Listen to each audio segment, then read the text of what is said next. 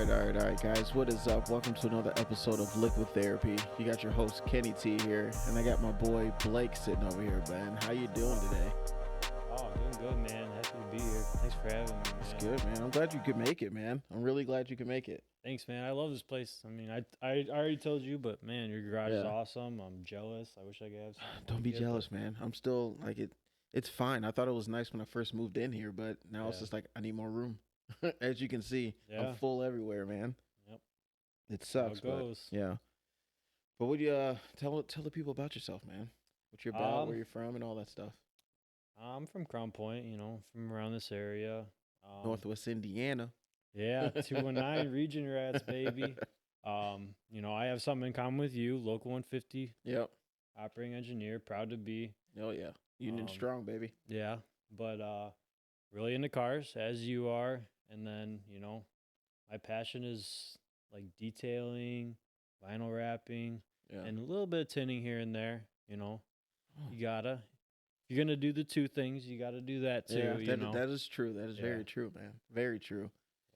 But what are you drinking on over there, bud? Oh, just a little something, something. You got that Okay. good Oh. Good taste. He has good taste. Very good taste. But yeah, that actually I met Blake when I wanted to get my truck wrapped, and I went up to, what was that spot called? Definitive Details. Definitive in Details Valparaiso, in Indiana. Valparaiso. Shout out to Yeah. Definitive Details. Great shop. I was like amazed. I was really amazed. But that's how I first met him. We were sitting in the parking lot for a good probably hour talking about all kinds of stuff I need to do and all that for the truck and everything. But it never happened. It sucked, but I had a other friendship came out of it. Yes. So there's something. Yeah. So Ever since then, been talking to this dude. I'm like, oh, dude, I want to do this rap. And he ended up doing the one rap that I wanted really bad. It's right here. He did his hatchback in it. It's beautiful. I'm a sucker for like a ruby red. Well, we talked about the idea, and I figured that somebody had to do it, so Yeah. I went ahead and did it myself. And it looks amazing, dude. It looks so amazing. I wish I saw it in person. Should never got rid of it. Yeah. Unfortunately, he got rid of it. Don't know why. I would have talked you out of it if I knew it. I got onto something faster. Oh, yeah. Let's just say that. More power, baby. Yeah. But yeah, man. How did you with rapping, tinning, and all that stuff? How did you end up getting into rapping? Vinyl rapping. Let me clarify. Oh yeah, vinyl rap. Yeah, no. He's not busting rhymes out here or anything, guys. I could, but I don't. Save the world from that. But, man, honestly, YouTube, Really? is something I just came across. CK Raps. I don't know if you've ever heard of that guy. He's like probably the most popular as far as rapping goes online. Like he does instructional videos, and then he does like how-to stuff like that. And yeah, that's kind of how I got started. And I'm like, because I was always into customizing my cars. I grew up watching Pimp My Ride. Oh, dude, yeah. I remember that stuff, dude. Hell yeah. So that's where it all, that's where it all started from. No, you're good. I just had to flip my headphones around. Wrong side. It started with Pimp My Ride, and then I was like, man, and I don't really have any family that's into cars, so kind of something I picked up on my own. Yeah. And then started like plasti dipping. I know we've all had a plasti dipping phase. I remember that phase. Jesus, Cavalier. If you see the videos with me and my boy Zach. Yeah. Bad. Yeah. So that was that, and then I realized that there's something better than plasti dipping that was also removable, and that was wrap. And so, I tried it. My first full wrap was for a buddy of mine. I think I charged him like $800, and $500 of that was the material.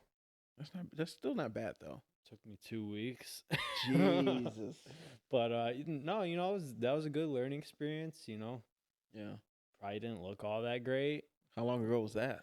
Oh man, that had to be 5 years ago now. That doesn't seem like that long though. Yeah, man. I was like right out of high school. Yeah. Jeez. Thanks for making me feel old. Oh, appreciate it. Graduated in 18. Jesus, really? Yeah. What year did you graduate? 13. Fuck. Somebody's got to be old. Why does it have to be me? But no, man. So how's it really to do a wrap? Like, is it hard? Because I've seen videos and it's like, dude, you have to be precise as hell to really like get a good wrap in. Yeah, here's what I'll say. It's like getting it on the car is not the hard part. I mean, anyone with a hair dryer or This is all the creases and everything. Well, yeah, no, yeah, definitely. But I mean, I'll just say from personal experience, there's a big difference between being able to wrap a car and wrapping a car properly. Yeah. And that's what comes with time, and that's where you really learn. So I will say it's not hard to get started for anyone that wanted to get started, but it's very hard to master because Yeah, I can imagine. My dad, I think it was last week. I talk to my dad every day at work, and he knows that I'm big into my car stuff, and I like customizing stuff and everything. And he has this van that I grew up in, my granddad's van. He's like, I think I want to wrap it. I'm like, whoa, pump the brakes there, bud. No. I mean, it's a big canvas, but there's a lot of seams, a lot of curves. Oh, yeah. And Old vehicles are some of the hardest to wrap. Yeah, I'm like, that was actually one of my questions on there. Like, what is the easiest or hardest car to really wrap? The easiest? I mean, I haven't wrapped it yet, but I could just look at it and tell you it's the easiest is the new Tesla Cybertruck. Really? Yeah, it's like it's all flat panels, Yeah, that makes sense. Yeah. You could just seam it at every edge and just call it a day. Yeah. And I've seen like time lapse videos of people doing them already. 2 hours, 3 hours for the two whole guys. thing? Yeah, for two guys to do. For one guy probably take them about all day, but still 1 day wrap. I mean, it's not bad. I'd be happy to get a wrap done in 3 or 4 days. Yeah, that was actually my next question. Like, how long? Well, I'm guessing it depends on how big the vehicle is. Yeah, and and you might ask more about this, but it also depends on customer expectations. Yeah, and obviously, like you said, what vehicle it is, and then what they're expecting. Like some people just say, "Hey, I want my car this color." I'm not trying to spend a whole lot of money. They might not get the best film. It'll still look cool. It'll look better than a Mako paint job, but glad I never did it's that. not gonna be it's not gonna be like top of the line. But and then there's some wraps where you're taking doors off, you're doing door jams, you're doing. See, I remember when it wasn't when I was trying to get my truck wrapped. It wasn't a big thing to do. Like no one was doing door jams because it's too much of a headache. But now I see people everywhere doing door jams. Yeah, I think a lot of that might be social media, because I know I keep up with like the rap scene a lot, and still a lot of people aren't doing a lot of door jams. I would say mostly for the fact that people don't want to pay for it because it's a small part of the process. But it's a pain when you look at the car. Yeah. So you don't see it till you open the door. I mean, obviously it depends on what color your car is, but you don't see it till you open the door. But as far as the work put into it, it's just as much work to wrap all the jams as it would be to wrap the rest of the car, if not more work, depending on the car. True. So you have to take out all the hinges and everything else too, right? Yeah. Yeah. I don't think it would be nice. I'd say if you're going with a complete opposite color of your vehicle, like if my truck's black and I went with a white or a yellow, like okay, I'm gonna have to do the jams because it's gonna look weird. You open your door and it's like, oh, that's black in there, bud. I think for the most part, anyone that's come to me with a car that was like way far away from the car they wanted, I basically told them right away, like, the door jams are gonna be ugly, if you don't get a color closer, or at least a color that doesn't clash with the color that your car already is. Yeah. And then once you show them that price for the door jams, then it's like, oh yeah, how much doesn't more matter. is it? Depends on. So name a car. Let's say a baseline. Let's say like a BMW 3 Series. Okay. Or like I don't know. Think of something. Think of a sedan. What's something around that size? Audi A4. Yeah, I was gonna say Audi A4. I was gonna say a Urus, but Chevy Malibu, something like that. Yeah. It would be all of like $1,200-$1,300 to do. What this? Hold on, just the door jams. Oh shit! Just the door jams. Well, I mean, taking doors off is not an easy process. I put a sound effect in there for that price. It's like, because Jesus, just for door jams, 13 to 14, you said? Jesus. $1,200 to $1,300. Yeah. Yeah. No, that, I mean, and you can ask anyone. That's what it is because, I mean. And that's with the sedan hatch, all 4 doors, under the hood. Jesus. Yeah, I mean, under the hood depends on the hood, because I know Danny over at Driver's Gallery, he did a Porsche full color change wrap. Mm-hmm. What a project. I mean, it looked awesome, but what a freaking project to do under the hood because it's got those recessed panels. You know what I'm talking about under the hood? Yeah. Where it'll have like that X and it's got the recess. So he's got to get in those recessed panels. Dude, it's. Oh, trust me. I know everything about a Porsche because I want one really bad. Really? GT3 RS. Me too. Dude. I drove one in Vegas. Oh, you got to drive one? Oh, dude. That's your dream car. That's my dream car. I wouldn't say dream. It's my top 5. Top 6. Well, let's say dream car under $200,000. Is it your dream car under $200,000? Yeah, it's in that category, yeah. No, okay, hold on. What's your dream car under $200,000? Now I want to know. Now you got me. Honestly, it's between an old school and import. Mm. Old school, it would be either, I think it's 67 GTO. Or, the GOAT. Yeah, or bad. Or a split bumper Camaro. What is that? You don't know what a split bumper? Okay. 73 split bumper Camaro. I drive German cars. That's true. Okay. Split bumper. You never seen the Camaros that have the split bumper, the big grill, and it's a split, and then they got the chrome under. Yeah. Oh yeah. Okay. Circle tail lights. Yeah. Oh yeah. God. Classic. Yes, those are. Import wise, it's between 83 GTR. 83. Which one is that? The R32? Very before that? Before that. Oh.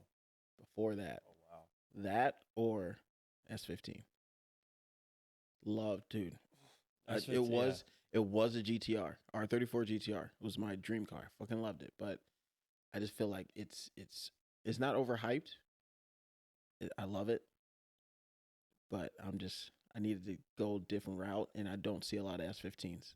They are the headlights, and oh my God, it's so beautiful. Yeah, I get what you're saying. I get a sort of distaste if I really like a car and I start seeing other people talking about it a lot. It's just like Yeah, I'm just like, I'm going to left turn. Yeah. I mean, because for car guys, your car is not just a car. It's like a kind of a part of you, That's very true. Like what's behind us right now. Yeah. I'm sure that's somewhat a part of you. Oh, dude, you have no idea. That's like my child. Yeah. I will never, like it. I say I'm going to sell it, and even my wife says it. It's like, you're not going to sell that thing. I can't because the last time I drove it, my grandma was still alive. She was the last person to ride in it. Yeah. And she knew about the build. She knew she knew when I first paid it off. She was there when I bought it. Not there, but she on the phone and all that stuff. And man, she retired from GM, so she's a big GM guy.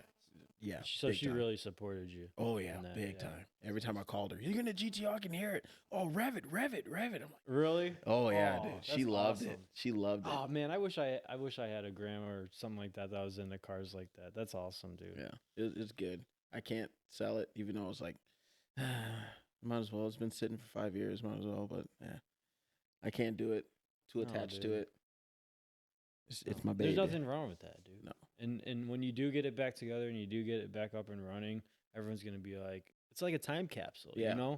You're almost preserving it. Yeah. You're actually the first person to say, "Man, when's that thing gonna get around? Like, come on, let's go." It's like I want to punch everybody that says that. It's like, dude, you have no idea. When my grandma passed, I didn't touch that thing. I don't want to deal with it. I parked it. I started the build and then I just stopped buying shit for it and stopped working on it. I was like, I'm done. most people don't understand. It's like, dude, no. But then it hit me last year. Basically, when I got into 150, it's like, all right, dude, I need to finish this thing. Yeah. I miss driving it. She would be pissed if this thing is still sitting here, just not doing anything. So. Yeah.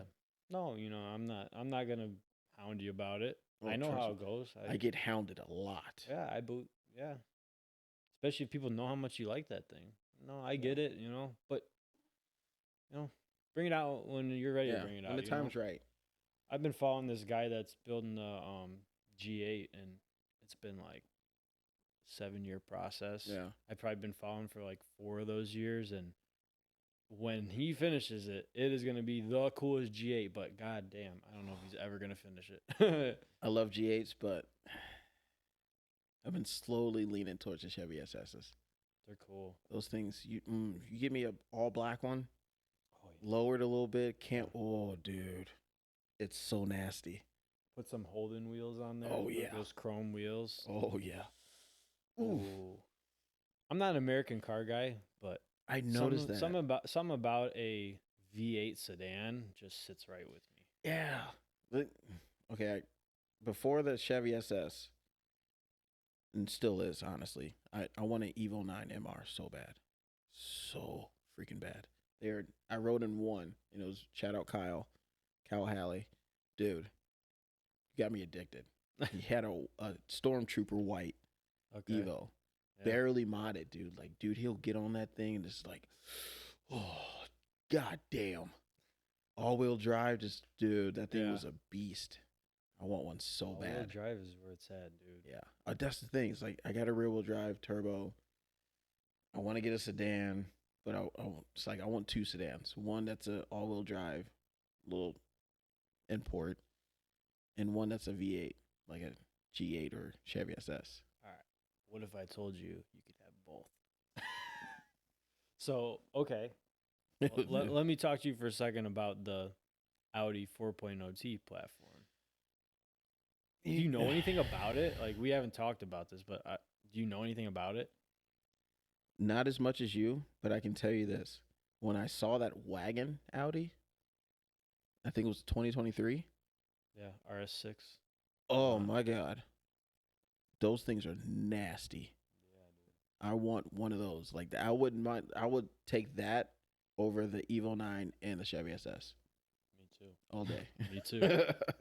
But they're just so hard to get, man. Yeah, I met a guy who has one. So when I got the 22-inch wheels for my A8, I needed to get tires and started looking, and tires are super expensive, especially 22s. So the set I wanted was $2,000, and just so happened that a guy on Facebook Marketplace had a set almost brand new for $500 in Michigan.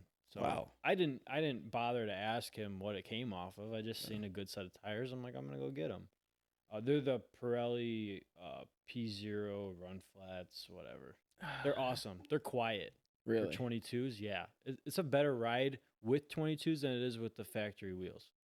Okay. I don't know how. Anyways, get up there. He's in Michigan, and he has a freaking RS6 Avant just casually sitting in his driveway. And it wasn't like, it was a nice house. Yeah. But it wasn't like anything like extravagant, like out of the ordinary. Or something. Yeah. And he's just got an RS6 Avant just casually sitting in the driveway. And I was just like, mind blown.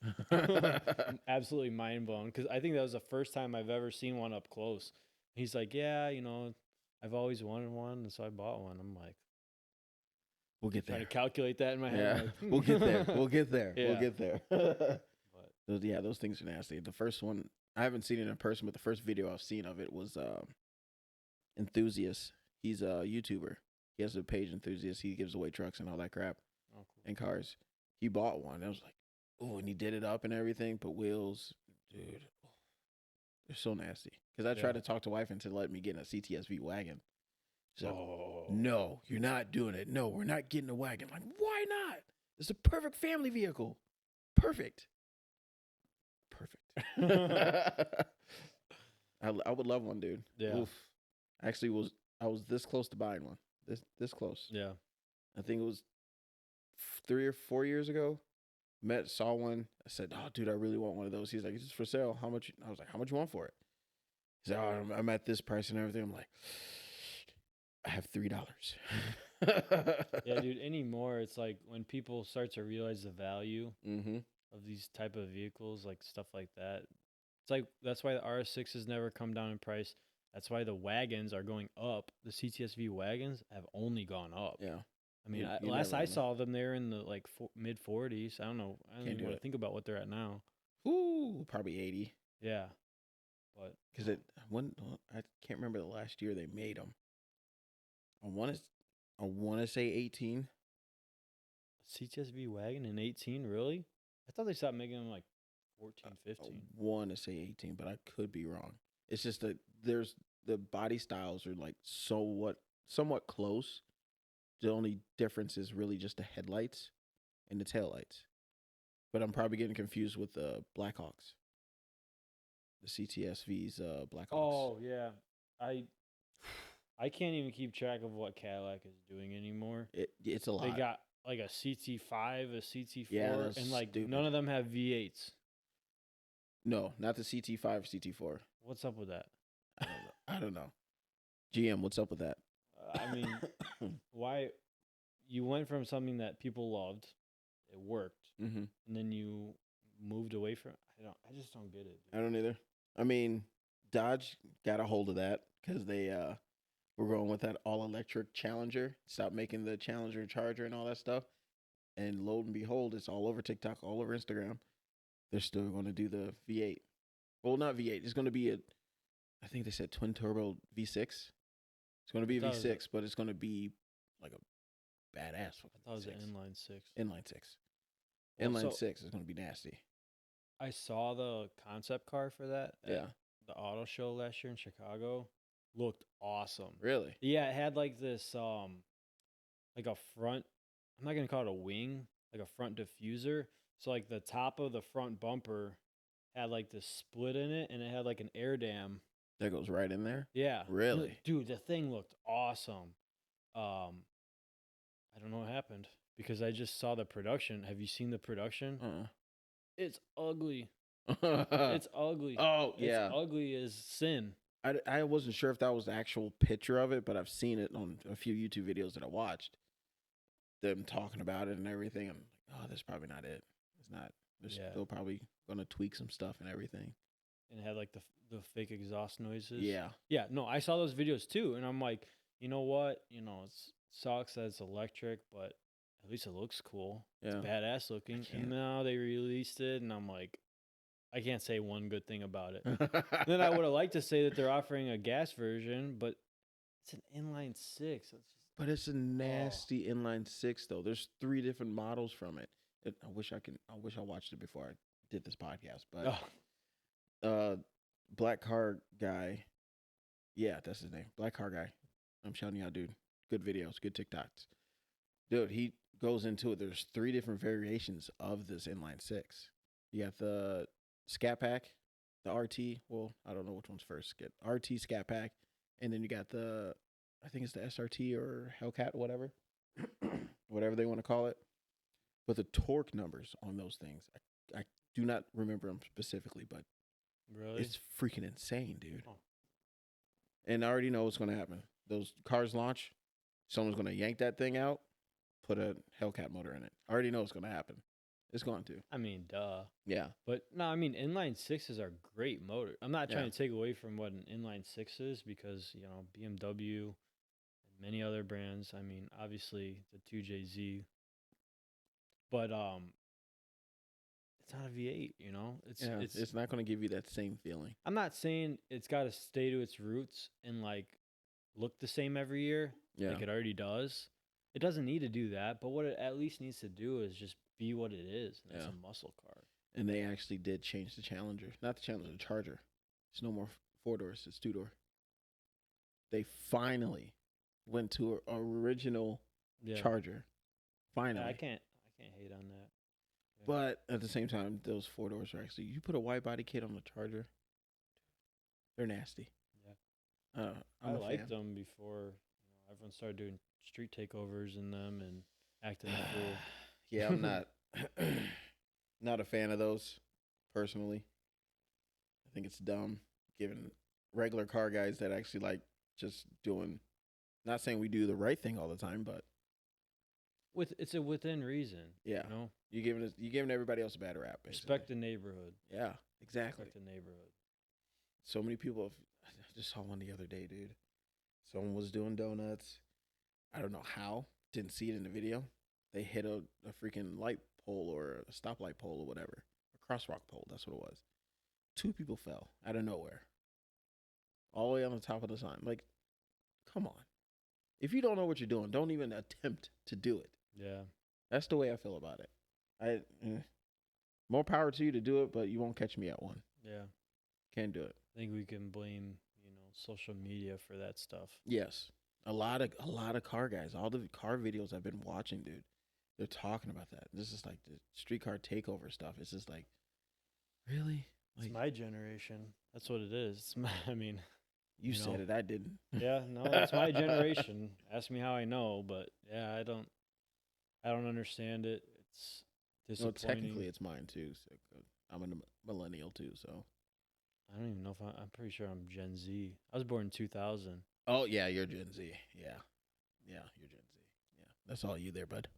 Hey, I couldn't control that. There's some things I can't control. I can't control that I'm Gen Z. I can make the best of it. Yeah. You're the good part of the Gen Z. I'd like to say that, but I don't know how true that is. That's fine. That's perfectly fine, man. Yeah. There's nothing wrong with that, dude. It's sad to see the car scene when I started to where it is now. It's like, Jesus Christ. And I think I could speak for both of us when I say the car scene in general, but I want to say that I feel like the car scene in this area is actually pretty good. I know Chicago's got their takeover scene, but I think Northwest Indiana in particular, it's still decent. Strong, yeah, dude. It's still decent. Strong. I remember one dude talking about it, and with the racing, dude, it's like, I like to race, but most people don't even want to race unless there's money involved. It's like, dude, I just want to race just to have fun, man. I just want to see where my car's at. Yeah, I don't get that. And it's like, and then you get people betting that are like third party. Yeah, like just watching the race and betting on it. And that's I don't care for that. Like it's cool if it's like, all right, it's a grudge race basically. Like, oh yeah, I'm gonna race you and I'm gonna beat you and I bet you this much. But if it's just like, hey man, let me run it. I think I can take you or whatever. It's just something like that. But if the dude's like, oh yeah, 500,000, then I race. It's like, dude, come on, just shits and giggles, man. Yeah, shits and giggles. I just want to see where my car's at or something like that, dude. Then the money takes the fun out of it, Exactly. Because if you lose the race, you're going to be wanting to make your car faster. And how are you going to make your car faster if you just lost a bunch of money? Yep, exactly. I hate to say it, but right? You want to be the bad motherfucker around here. I ain't trying to bet money. I just want to be the bad motherfucker, but like, yeah, I beat you. Yeah. It is what it is. yeah, street credit. Yeah, that's all I want. Fuck the money, dude. I put my blood, sweat, and tears into it, and I put the money into it, but at the end of the day, dude, I don't care if I win or lose. I don't care how much money I win, dude. Yeah. I want to be back in here, be like, all right, what can I do to make it go faster or look better? See, I came to the conclusion a long time ago. It's like, you're never going to be the fastest. So I'm like, yeah, never. Why don't I just look the coolest? It's true. And I know I don't look the coolest, but, I think that's why I'm into customization, because it's like putting a little bit of your personality into your car. Every car. Okay, so with that being said, what do you think about respect my build? What do you think about that quote? I respect it if it's a build, and most people wouldn't put the time and effort into something that is of poor quality. Yeah. Like, I've seen a lot of times where it's like respect the build, but it's like you could tell they went to AutoZone and just put on some. That's not a build. You know what I'm saying? That's just going on and slapping on stuff. And I understand there's young people and people on a budget, but eventually you have to grow out of that. Yeah. And, I see a lot of builds that aren't necessarily to my taste, but I can respect the work that was put into it. I mean, when you can see, fabrication and just the attention to detail and stuff like that. And I'm a big believer in depth creates authenticity. Yeah. Like, the deeper you go and the more, details you refine, the more authentic of a build you have. And that doesn't mean it's good or bad. It's just a build, and you got to respect it because someone put their blood, sweat, and tears into it, you know? That I'm with it, but you can't respect I'm not finna respect your build if you're gonna walk around like, oh yeah, this is the best hot shot shit. It's like, dude. Oh, well. Yeah, I can't. And same thing what you said. Like, if you're gonna say respect your build, I'm like, all right, let me look at your card. Like, dude, you've done shit work. Like, I'm not gonna respect it if you don't respect your own fucking work. Yeah. Like, come on.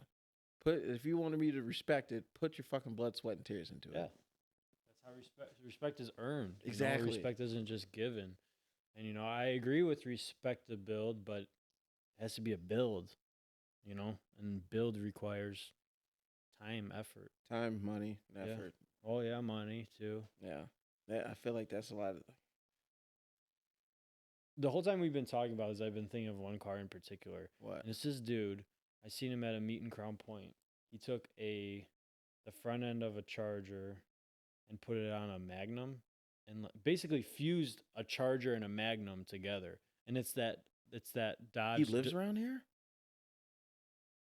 Yeah, it's that Oregon Ducks green or no, F6 green. I think that's what it's called. I'm hoping we're talking about the same one. Wide body. Seen it. Dude, he lives around here? I think he does. He was at a meet in Crown Point. It's clean. It's as clean as can be. Dude, that thing's all the videos I've seen, black car guy. He talked about it. He said, dude, this is the type of respect to build. Yeah, and I went to the meet and the dude's so humble. He's just sitting in a freaking folding chair by something that's I can't fathom how much everybody at the meet could just walk by that and not lose their mind. Dude, that's fucking insane. I gotta see that thing in person, dude. I've only seen pictures. No, I've seen it in person. To see it in person. And first I saw it in pictures. I was like, that is insane. Yeah. And then we just so happened to go. It was at that Bombers Barbecue in Crown Point. I think yeah. It had just opened or something, and they had a car meet there, and I went there, and I'm like, just there's some really cool cars there. Yeah. And I just happened to see the Charger, and I'm like, oh, that's a clean looking Charger.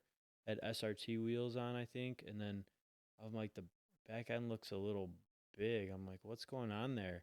And I walk behind it, and I'm like, what? Yeah, dude. It looks like it rolled off the production line like that. God. And that's what I mean. When I say respect all builds, it's I'm not a Mopar guy by any means, but I see something like that, and I see the work that I know went into it, and I lose my shit, dude. I gotta see that thing in person. I see pictures and all that stuff. Oh man, I didn't know he lived around here. I'm pretty sure he does. I don't take my word for that. Yeah. Anybody, but I'm pretty sure he said he's from around here. Jeez, dude, I want to see that thing in person. Because I saw him at one meet around here, online, and then I saw him in person. So I think he's around here. Jesus, super humble guy. Really? He was acting like it wasn't even a big deal, and I was like, this is a huge deal. Yeah, dude. That's something. I'll buy it. How much you want for it? Okay. I doubt that guy would ever sell it. I doubt it too, because that's a one of one. Yeah. Clean too. Oof. What kind of job do you have to be able to do stuff like that? See, I think he actually saved a lot of money because he probably did most of that work himself. I want to say he said he worked on it with family members or something, but I think he did the fabrication. Dude, I need to get him on the pod. Dude, that would be sick. I get him on here. Ooh.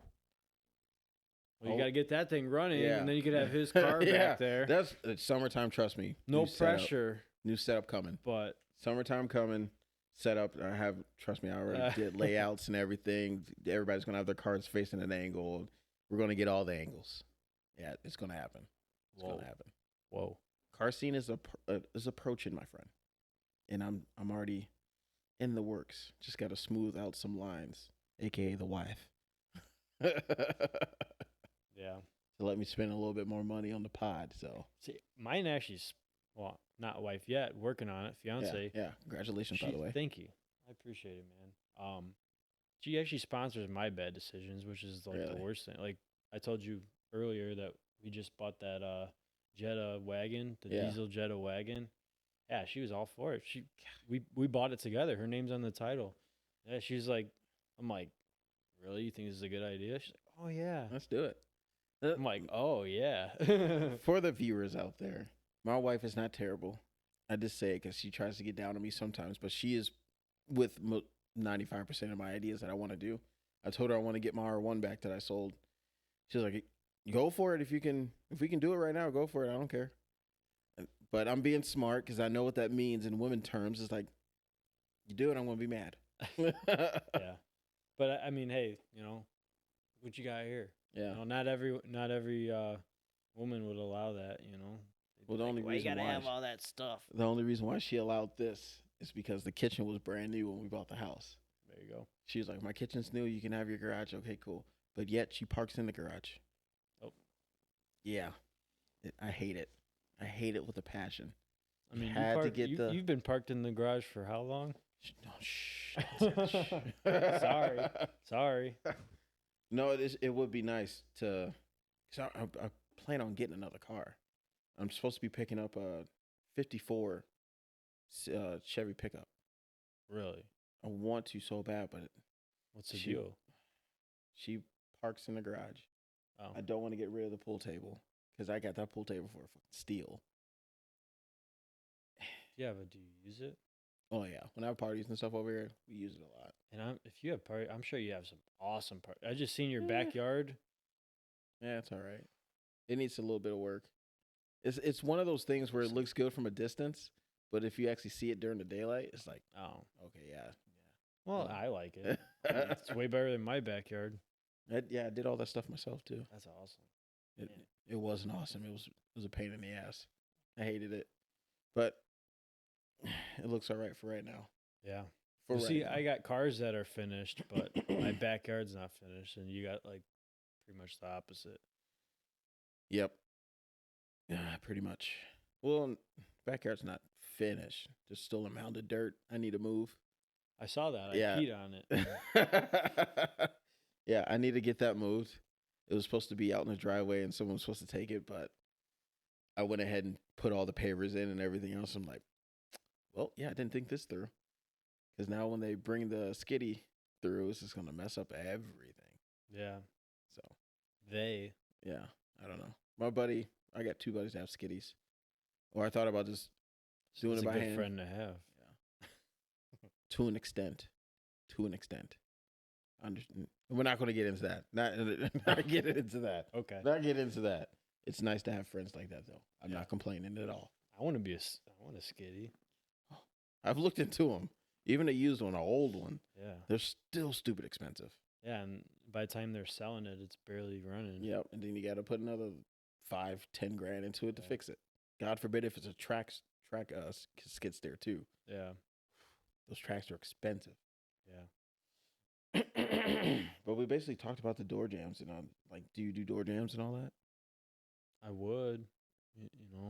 I will have. Okay. That was one of my next question. Have you? I try to steer people away from it. I try to steer them in a direction of leaving them because it's just so much work. And,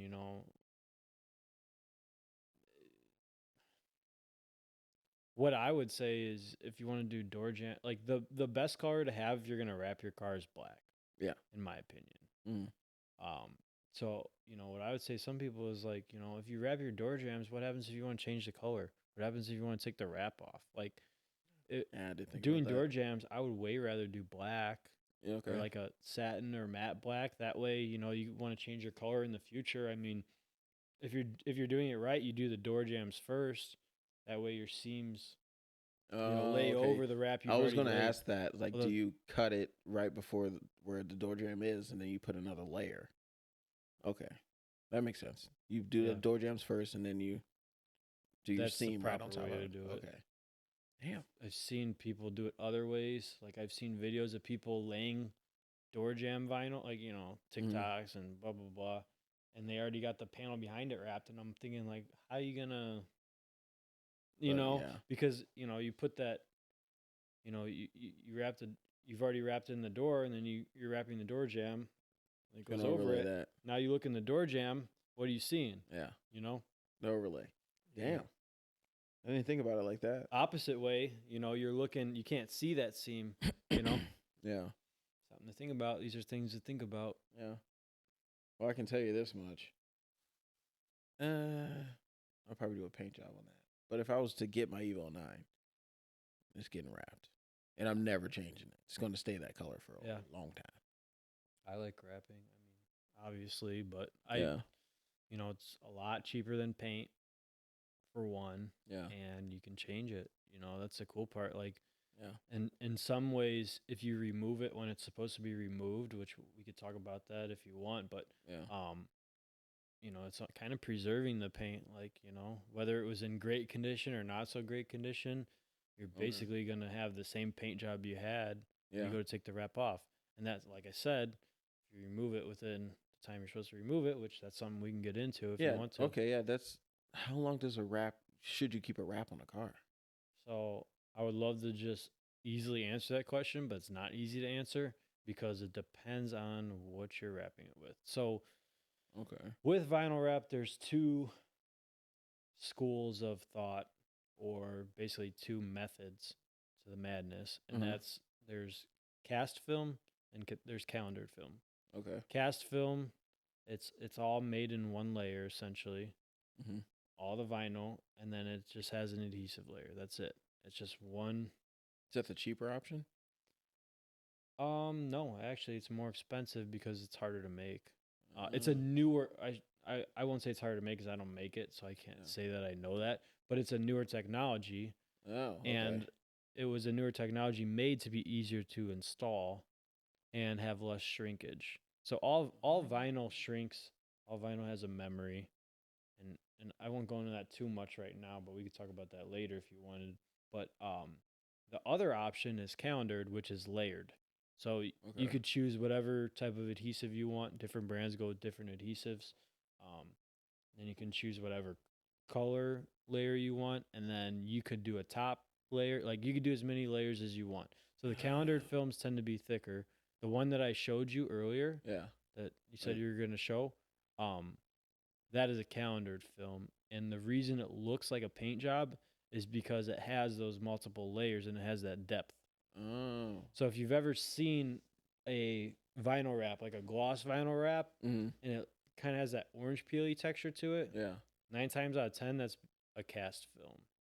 Now, newer cast films are double cast, and don't ask me what that means because I'm not necessarily caught up with it, but they're double cast, and basically they're a little bit thicker and they have a better finish. So the calendared films, anywhere from 2 to 4 years, depending on the brand. Now, does being in garage kept or outside play a factor in that? Say it again? Does being in the garage or being outside play a factor in that? Yeah, they actually have zones in the United States, at least, that they say, okay, in this zone, we recommend to remove from horizontal surfaces in this amount of time. So there's different zones. And they go by, what parts of the U.S. get the most heat, get the most sunlight, and then horizontal zones. So like your hood, your roof, your trunk. Those are the spots that get faded first. Oh yeah. And those are the spots that, the wrap deteriorates faster because it's being directly affected by the sun. Okay. And then the vertical zones, doors, rear quarter panel, front fender, stuff like that, those have, a longer lifespan. So it depends on the brand, depends on where you live, depends on so many factors. But yeah, most of the calendared films, they recommend 2 to 4 years. And the biggest thing I've found to get past that is ceramic coating. That's what I was going to ask next. Yeah. Like, do people do PPF before they do the wrap, or is it after? I would recommend to do it before because PPF, most PPF nowadays has 10-year removability. Jesus. So when I say removability, different brands explain it in different ways, but basically it's saying that it's going to leave less than 15 to 20% of the adhesive behind. Because if it leaves too much adhesive behind, it's going to be a motherfucker to get all that adhesive off. Yeah. So basically it's saying, hey, if you remove it within this amount of time, it's going to come off cleanly and you won't have to do too much. You know, you might have to clean it up with isopropyl alcohol or something. Yeah. And then you'll have, you know, your paint job that you had before. If you leave it on longer, then that adhesive bonds more. Then you have risks of, you know, if you got aftermarket paint, it could bring up the paint. Jesus.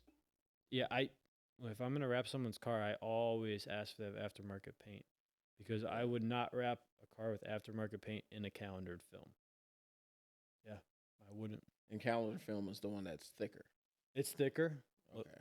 Lasts a little less longer. The cast films, 3M, Avery Dennison, yeah, KPMF. I don't know if that's one you've heard of. That's what I have my Audi wrapped in, and some others. A little bit thinner, but now you're talking anywhere from 5 to 8 years plus removability. So basically, the thicker that it is, or the better brand, the longer it's going to last. Define better, you know? Well, I don't know all the wrap brands and everything, so you know, it depends on what you're looking for. Like I would say that, you know, a brand like Tech Wrap, which is a Chinese film brand, that color I showed you that you were so amazed. It's a Chinese brand, calendared film, cheaper. Okay. But like I said, you got to remove it within a certain period of time so that you don't have issues with it. So it's hard to say what's better. Yeah. You know, it's like if you're going gloss, I would say calendared is better. You know, you're not going to get to enjoy it as long. Yeah. Because you got to remove it within a certain period of time, but you get that better finish. Now, for satins, I would definitely go cast, 100%, because the finish is just as good, cast or calendared, with satin or matte. Okay. So I'm taking this all in, like the process of doing a wrap. It's a lot. It definitely is a lot. But I'm like, okay, how much is a wrap? Like a basic wrap to do? So no door like jams. A sedan. Well, I want to say that question's hard to answer. I want to include door jams because I'm trying to compare it to doing a full repaint on a vehicle. So let's say the average cost of a roll of vinyl film on the average car, with door jams or without? I'd say with door jams. We can do what's a basic car? Ford Fusion. Sure. Yeah. Do a Ford Fusion. You should have said that earlier. Yeah, Ford Fusion. With door jams. Yeah, with door jams. Around $4,000. $4,000. Yeah. And how long does that last? Depending on the basic film? Yeah, cast film. Let's say cast film. Let's say it's 3M. Remove it within 7 years. 7 years. So what's the cost of getting it removed? I mean, or would you nothing if you remove it yourself. Okay. I mean, because I don't know the process. I've heard some people pay to get it removed, and some others just go ahead and do it. If you didn't wrap it, and you're not into wrapping, I wouldn't recommend removing it on your own, because if you try to remove it cold, you know, you run risks. Okay. When the adhesive's cold, it's brittle, and you run risks of it if it's bonded to the paint. You know, like I said, aftermarket paint. Now factory paint, unless it's super old, not really gonna have an issue. Okay. But yeah, aftermarket paint, like if you went to like a cheap paint shop and their primer wasn't properly bonded to the metal, Jesus, I've seen it. Yeah, but I could usually tell just looking at the paint job, like if it's gonna be good or not. But yeah, we're talking about. Well, how much is it to if I was say I paid you to put on the wrap, door jams included, 7 years are up. I'm like, all right, you got to remove it. I want to do a different color. How much would it be just to remove it? Flat rate, hourly rate. So, because at rough estimate. So if I wrapped it, that'd be different. But if someone else wrapped it, now I don't know what's under the wrap. You know what I mean? Okay. So a lot of places, you know, when I do removal, usually I can tell what it's going to be. But if someone else wrapped it, 100% charge an hourly rate, because you never know. You never know. Okay. But I mean, in my experience, you know, almost all the wrap I've removed was wrap that I did on my own vehicles. Okay. I haven't had a whole lot of people come back. You know, I've had a few redos and stuff like that, which, you know, some people might say that's unprofessional, and I'll say it's part of wrap. It's a sticker on a car. Yeah. But yeah, most of the stuff I've removed has been off my own cars, and I've had it wrapped for over a year, and I just would wait for a nice sunny day, go outside, and I think the first time I wrapped my hatchback Audi, I removed all the wrap from it in 20 minutes. Jesus. Yeah. Wow. No door jams though. I mean, you got door jams, Yeah. and now depending on how deep you wrap, now you got to take the doors back off, and it's just another reason why I'm just not a big fan of door jams.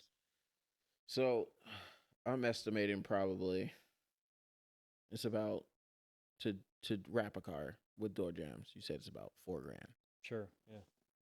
To take it off, let's just say hourly, you're at like $2,000. Oh. Or you think it'd be less than that? Less than that? I would say definitely less than that. Okay. Well then, to actually physically get it off the car, let's say it takes less than an hour. Yeah. So let's say you're charging a shop rate. Let's say a higher end shop's charging a shop rate of $200 an hour. Yeah. So that takes you an hour, and then let's say you got to go use some solvent to clean adhesive in certain spots. I would say a well done wrap removed within the time it's supposed to be removed should not take longer than 3 hours to remove. So let's say you're at a higher end shop, that's $600. You're still cheaper than a complete paint job, but that's the point. Yeah, but at the same time, you have the headache of taking off the wrap and then redoing the wrap, but you also have the option to change wrap whenever you want. Yeah, versus a paint job. I see it more as an option than a headache. Yeah. Others might see it differently. I mean, how do you remove a paint job? Let's say the paint job was wrong. How do you remove it? That's going to be rough. Yeah, it's not just peeling it off, it's sanding it down. And yeah. I can see for longevity, I can see a paint job being a little bit cheaper because you get that one paint, you're good with it. Yeah. The last, you take care of it. Oh, yeah. But when it comes to a wrap, you keep wanting to change your color, it's going to rack up there. Yeah. Oh, yeah. Yeah, with the paint job, I mean, if you're dead set on that color, you're willing to spend, I'd say for a car like that with jams included, a paint job, that's all of 8,000 or 9,000. I think that's not even on the high end. I think that's definitely low. That's like if you went to like the average body shop in this area. Yeah. I think I told you about it. My buddy, the GTO, he's getting his repainted. And this was a family friend. Quoted him $14,000. But I trust him though, because he actually does good work. Yeah, that's hard to swallow. That's hard to swallow, but you know it's going to come out good. Yeah. I can't even imagine if they weren't family friends. Yeah. That's and then it's like, what if something happens to your paint job? Here's the reason that, I like paint. You have to have, you should have a painted car. Your car should be painted underneath all the wrap. Okay, maybe you got an aftermarket bumper that's primered. Who cares? No one's ever going to know. You got wrap on it. But yeah, I mean, paint's a great thing to have, but man, is it stressful. I've really? I've owned cars that I had paint corrected and ceramic coated. And by the way, ceramic coatings are not bulletproof. I hope everyone's figured that out by now. And man, does it stress you out because paint scratches so easily, especially these modern cars like Chevy, Ford, Dodge. Yeah. Man, does the clear coat scratch super easy. And it's just, it's horrible because then it's these new colors are complex and they're hard to match. You can't just you really can't just repaint one panel and then it's hard. But, that's why wrap your car, you could replace one panel at a time. I've had a lot of people, hey, I scuffed my door, scuffed my, You're slowly talking me into wrapping that thing. I'm not trying to talk you into it. No, I think you got a beautiful color. It is. I'm not saying it's the fourth rarest color they made. Yeah. But that color will still be there when you're done with the wrap. That's something to consider. Because when I get the new hood, the upgraded bumper and all that stuff, and the rear bumper and all that, I want to get it all color matched and everything, but I know it's going to, me personally, because I'm OCD, it's like, okay, I know that's not the same shade as that. And I'm like, that's going to bug me. Yeah. So I think I'd just rather buy the parts, get them unpainted, and they're just primed, ready to get painted. And I'd rather just wrap the whole car a different color. Because there's an orange. It is a Lamborghini orange that I want so bad. It is. And the orange is one of my favorite colors, aside from the red. Yeah. I love orange. I know what color you're talking about. I did a golf cart in that color. The Lamborghini orange? It's like Lamborghini orange. Dude. It was called Paprika Orange from Tech Wrap, and did a golf cart in, and it's like a super pearl, like a candy orange. Ooh. Oh, Ooh. I saw that color and I was like, whoa. Yeah, dude. Because I want some carbon fiber parts, exterior wise, for that thing. Just small little hints. Yeah. And then have that Lamborghini. Oh, dude, that's gonna look so nasty. Carbon fiber looks good with orange. Oh, no doubt about that. Oh. See, now wife's gonna be mad at me. I'm like, hey, so I want to wrap the GTO when it's done. Phase 2. Phase 1 this summer, and then phase 2. All right, it's down again. Yeah. That's the plan. I honestly might do it now that I'm getting all the details, because I knew about wrap, but I didn't know like to find like different material, different brands, different materials, different types, and all that stuff. And I'm like, this sounds a lot easier than trying to. Dude, I'm not trying to sell it to you. Well, I know you're not. I'm just talking about it. It makes sense to me. I'm just talking about how I view it and why I like it. You know, I understand why people get paint jobs, because it's, you know, if you maintain it, it lasts longer. Yeah. But I also understand why I prefer vinyl wrap and why it would be good for a lot of people, especially, you know, car people, because, you know, they're constantly changing cars and getting a new car, and it's like, you know, why spend all that money on a paint job when you know you're not going to have it that long. Very true. You know, I can't tell you how many times I see people get their cars wrapped, or I wrap someone's car, and like a year later or like 6 months later they sell it, and I'm just thinking in my head, all that hard work, and just sold it. Yeah, that's part of the reason why my wife doesn't buy me car parts anymore. Because I had a Jeep that I put a lot of money and time into it. Yeah. I bedlinered the whole thing. She bought me it sounds bad, but it actually looked pretty damn good. Because I took it off roading a lot, and I got tired of seeing all the scratches and everything. I was like, "Fuck this! I'm just bedliner this whole thing." I did the whole thing. I did the desert tan. Oh. Okay, that's cool. Desert tan. Did the plastic trim on the lower end of the Jeep all the way around, and black bedliner. Had tires, light. She bought all my roof rack, my light bars, all that. Really? She bought me all that. Shout out to her. Yeah. Yeah. And ever since then, I blew the second motor. I blew one motor. I'm like, all right, fuck it. Then I grabbed another scrap motor, put that in there, blew that. I was like, I'm done with it. I couldn't afford. I was a loop tech at Bozak. I was like, yeah, I can't afford. I can't afford to put another motor in this thing. I was like, all right. Yeah. I posted it on Facebook, and I'm like, all right, parting out. I'm not even joking. Everything was gone within a week. Yeah. Wife found out. She was like, she wasn't my wife at the time. She was my girlfriend. She was like, I'm never buying you anything else for a car again. It's like, I'm sorry, but it's like, if you would have bought me the motor, I'm like, yeah, okay. Because I think the motor at that time, a used inline 6 was a few $100, probably like $500-600. 4 liter? 6 liter. No. 4. Yeah, 4 inline liter. 6. Inline 4 liter, right? Yeah, 4 liter. My bad. Tweaking. I know you're in 150. Do you ever plan on opening your own like wrap shop? Oh man, don't even get me started. Yeah, I don't ever want to get out of 150 because I love the idea of it. I love what it stands for. But yeah, I totally want to open my own business. But I mean, you've heard of West Coast Customs, right? Yeah. I like the reason I stay so close with the people in this area that do this type of stuff, like, you know, the guys at the Definitive Detail Shop and some other people in this area. Which I would like to get them on the podcast. That would be really nice. Oh, I'm sure Justin totally would. I'm sure he totally would. Yeah, all you got to do is ask. You know, I would love to open up a shop, and when I say I say not as in I own it, but as I'm a part of it. Mm-hmm. Open up a shop where it's like West Coast Customs, where you got this guy that does this guy that does this. But basically, it's your one-stop shop. Yeah. You don't have to go here to get this done, here to get that done. It's like everything's here. We don't have to go call a guy be like, hey, I need you to come here and do. No, everything's there. You know what it's going to be called? What? That's good. Serious. That's dude. good. Serious. That's good. I like it. Midwest. That's. Really I would love to do that. You need to patent that real quick. I know. I was actually reluctant to say it on this podcast, but you need to patent it. I'll bleep it out. Kevin, bleep that out. We don't want his ideas just going everywhere. Yeah. He called it first. Yeah. But yeah, no, I would love to, because I just know a lot of people that are so passionate about it, and yeah. Why do we work in separate places? We all have the same goal. We all have the same passion. That's actually what you ever heard of LG&D? Yeah. They do all their stuff in house. Yeah. Started out with customizing headlights. Now they got doing headlights, wraps, detailing, wheels and tires, lifts. Like they do all of it in house, minus paint. I would love to do that. Minus paint. They don't do paint in house. That's the only thing they don't do.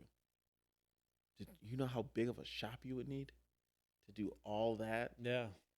That's insane. Put it right on that, US 30. That was actually my next question. Like, if you were to open a shop, where would you want it at? Oh, dude, I mean, a smart person would say open it up in Chicago, but yeah.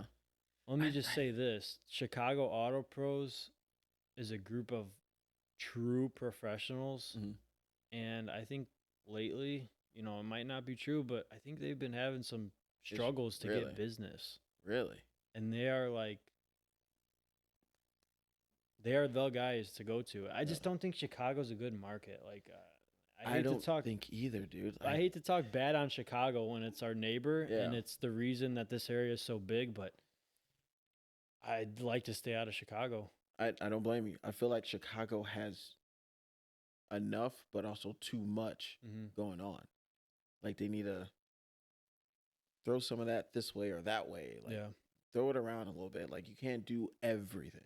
I feel like open up a shop to do that. Especially, I heard people bitching about driving an hour, 2 hours to even get their cars tuned. It's like, dude, I've been wanting to open a tune shop so bad. Yeah. Because I know you get a dyno in here, you're never not going to be dead. It's going to be nonstop. People are going to be in here. They don't have to drive it, but you also have to be good at it.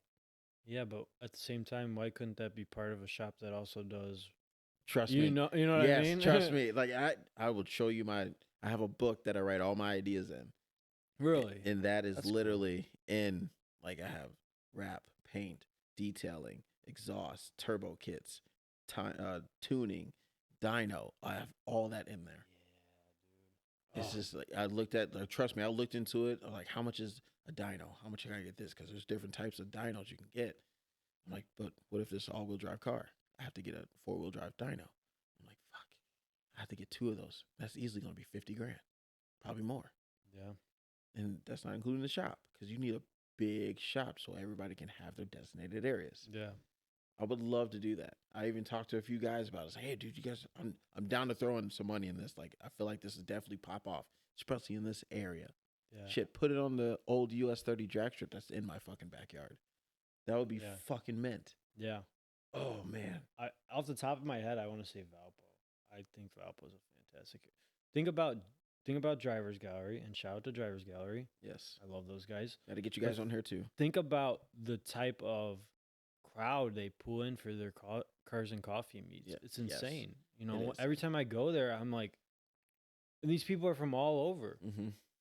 And, and I love their essence, and I would love to integrate their essence into something like that. Where they're on the. I love what they're doing because they're on the right track. They're a place you can go to and get a lot of different stuff done. Yeah. But they're still somewhat limited in what they can do, and it's not a lack of talent. It's just a lack of manpower. They just only have a few guys there, and so I would just love to take everyone, so many talented people in this area, put them all together, and it would just be something beautiful. Like, because West Coast Customs, like, I can't really name another shop quite like them anywhere. Kevin, cut this out. Dude, I'm probably going to, after this, I'm going to go in the house and be like, all right, go back in my book. And I'm like, I might try to put the house, I'm like, all right, we're going to wait for the house a little bit. Like, this is going to bring money so we can get a bigger house down the road. Yeah. I really want to do it. I just want to be a part of it. Yeah. I want to be a part of it. I'm not trying to own it. I'm not trying to do anything. Like, everybody has a piece in it. Yeah. Why you got to cut this out? Okay, don't cut that out, Kevin. Sorry. There we go. There we go. I would love to do that. Yeah. Like, I would love to do that because I know My buddy that's helping build this, amazing tuner. He knows his shit. He's never had a car come back and say, "Hey, this is fucked up."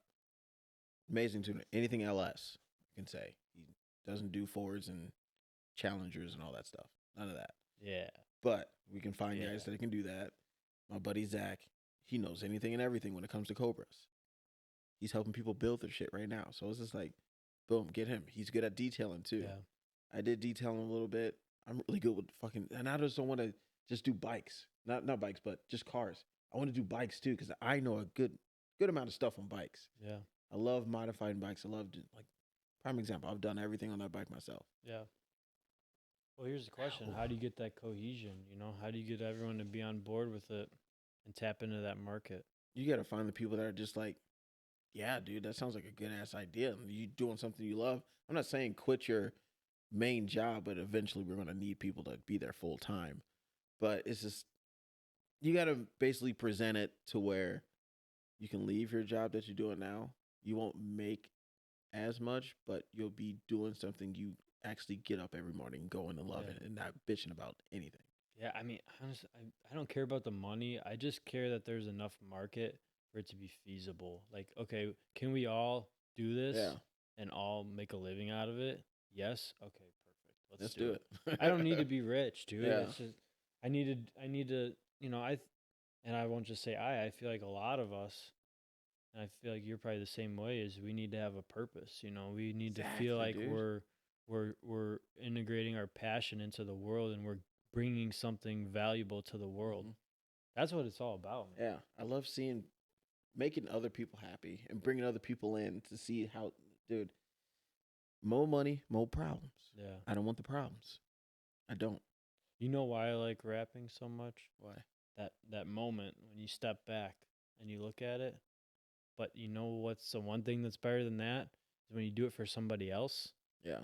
And they pull up and you see them pull up. They're like, oh, and you open that garage door. Dude. And they see their car. Dude, those are like core memories, you know? Those are, yeah. Honestly, that's how I feel every time I come out. Like, I got a podcast coming up. You were coming here. I'm setting up everything. I got everything set up. I go in the house. I'm like, all right, let me get out here and make sure everything's good. Test it, do sound check and all that. I come out here and look. I'm just like, damn. Really doing it. Yeah. It's awesome. Like, it's insane. I'm not making everybody else happy about, like, oh, yeah, I just did this to your vehicle or something like that. But I'm bringing some kind of joy out of people coming on the podcast and actually having a good fucking time. I'm having a good time. Yeah. I'm glad, bud. Cheers to that. Yeah, buddy. No, I think you know, I don't want to get off subject too much, but I think the idea for this is awesome. Yeah. You know, because it is. It's a really good idea, and I've fought it for so long. I even wanted to open a bar just because I know people like to drink. Yeah. And I just like to. People are fun when they drink. Certain people. Let me correction. Certain people. Certain people. Yeah. But it's just, dude. I just like to invest things to where I know people have fun, and make good memories. Yeah. Because memories last an eternity. Yeah. And I think alternatively, and maybe even at the same time, you get some great ideas. Like, you know, it's almost like barbershop talk, you know? Dude, barbers can solve the world if you just took their ideas that they said while they were cutting hair and they actually remembered them. Yeah. But, you know, it's like, you know, we work hard every day to make a living and provide for our families. And, you know, we lay back, and then that's when we have our time to think about the ideas. And what is it called? Liquid therapy. I mean, that's what it is. But some really good ideas can come out of that. And I think, you know, that's what it's all about. That's cool, dude. I love it. Yeah. That's why I'm here. I love it. I can't believe, honestly, like, it's gotten this far. I've never, besides that, I haven't put this much time and effort and money into something. Like, it's like, damn, dude, I got my own koozies. I got shirts. I got a whole, looks like a freaking studio in here and all that stuff. It's insane, but I love the feeling. And it's hard for most people to try to do that leap. It's like, all right, fuck it. I'm just going to do it. I'm just in it. Because there were times where it's like, no, I'm not going to do it. I talked about it for a year. I had this idea last year. Yeah. Could have started it. I was like, nah. Other people are doing it. I'm not that good. No one's going to get on it and all that shit. And it is tough to get people on because trying to line up schedules and everything and the time frame that I can do them is different from what everybody else can do. So I'd tell you, I was panicking earlier. I was like, I had to stay at work late. I was like, oh, jeez. I did not want to miss this. Yeah. I was thinking about it all week. I was excited about it. And I don't know if you were or not too, but I know I was excited to come here. I'm always excited. Always. I'm like, yeah, I got another guy. This is going to be another good one. There's only one podcast I've done repeatedly, and it's the Garage Sneaker Talk, which is something I love doing. It's something, my other passion I'm into. I'm into Jordans and Yeezys and all that stuff. Nice. I should have wore some cool shoes here. Dude, you're good. Whatever. No, you're good. You're good. I'm wearing my Hey Dudes. Hey, I like those. Yeah, they're comfy. Yes, but no, I've done that. I've done like 5 episodes of that, and I've done 2 small businesses. They talk about how they started and everything. I love talking about stuff like that. I love it being different every time. Like right now, we're talking about rapping and then starting a business and getting people out there, dude. It's nice, man. It's nice. I love it. Yeah. I love it. Yeah, I would love to enrich the car community around here even more. Let's outdo Chicago. Everybody, they're doing street takeovers. Let's be the coolest. Let's be the, most respectful. Yeah.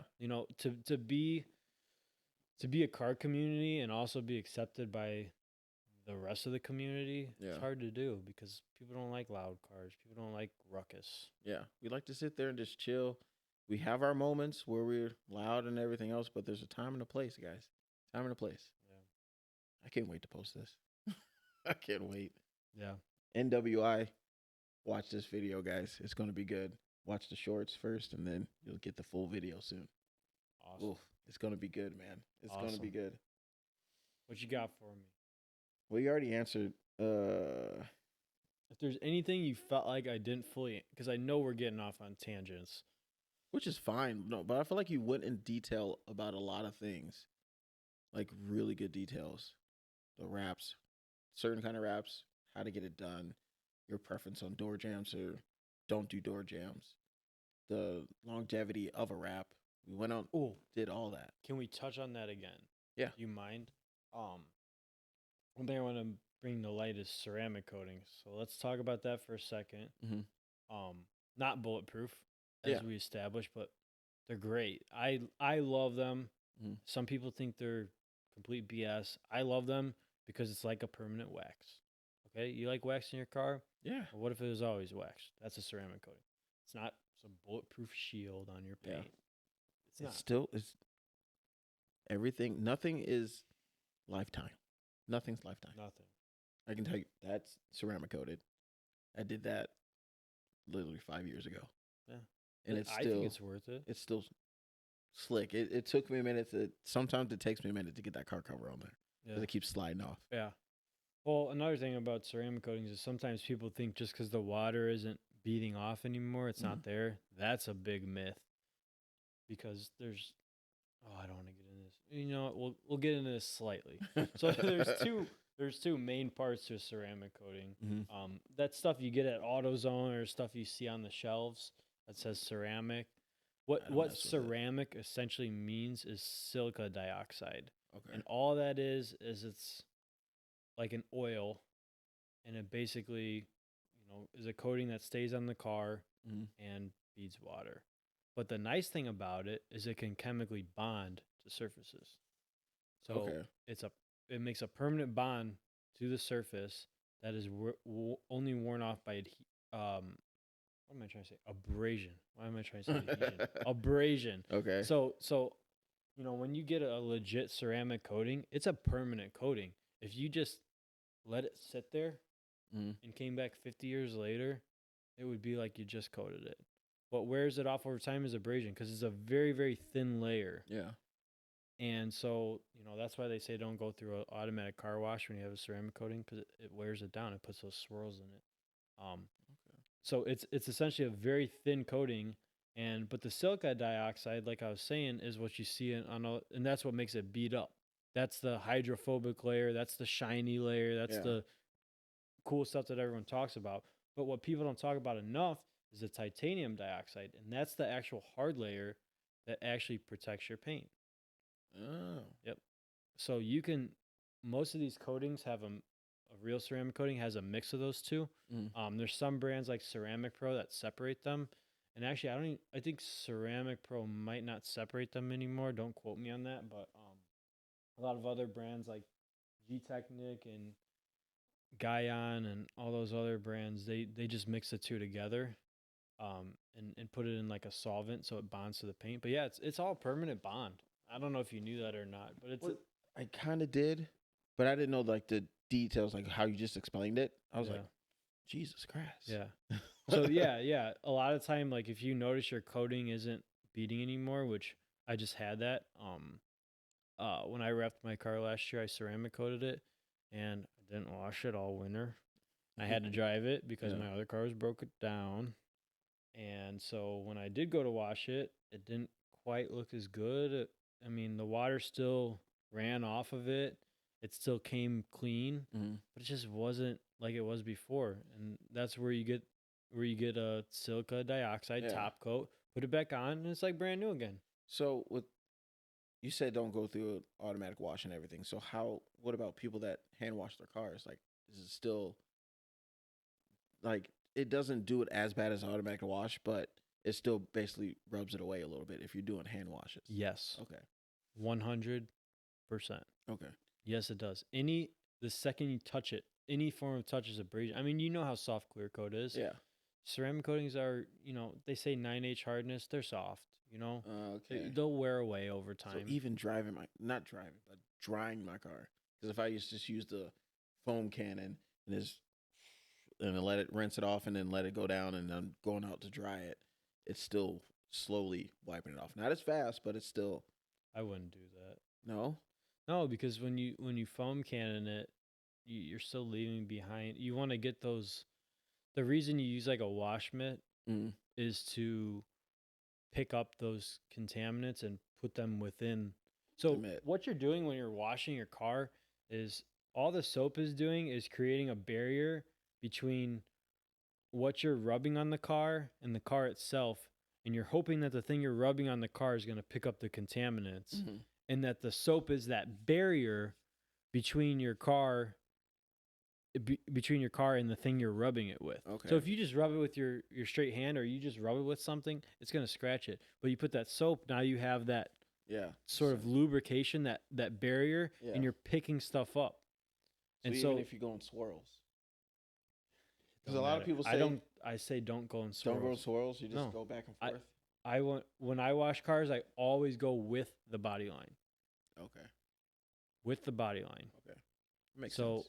That's the same thing. Like if you're paint correcting a car, and I'm not giving away any important information, but if you're paint correcting a car, you want to go with the body lines too. Okay. That's just how you do it, because if you go against the body lines, you're now, let's say you got a Mustang hood with your two lines, you're going against that. Well, now as you get marks, those marks are more visible. If they go with the body line, they're less visible.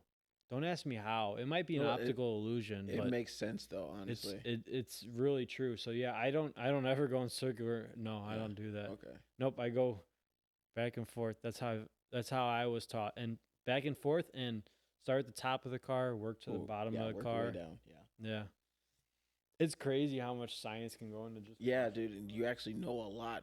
You're blowing my damn mind right now. Jesus. So, I want to talk about something that I've been working on, and that's a ceramic spray that's more like a detailing spray. So, like, let's say your car is ceramic coated, and you're just trying to maintain it.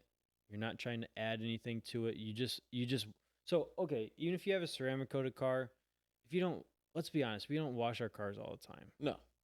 We'd like to, but we're busy. Yeah. So let's say we'd be lucky if we washed it once a month. Yeah. Well, there's going to be some stuff, even if you have a ceramic coating that sticks on there, but you want a way to clean it without taking away your ceramic coating or ruining it. Yeah. So what I'm working on, and I have kind of an alpha, I'm basing it on something that already exists, which is a silica dioxide coating mixed with a polymer, which is a fancy way of saying a lubricant that prevents abrasion, that creates that surface barrier. Yeah.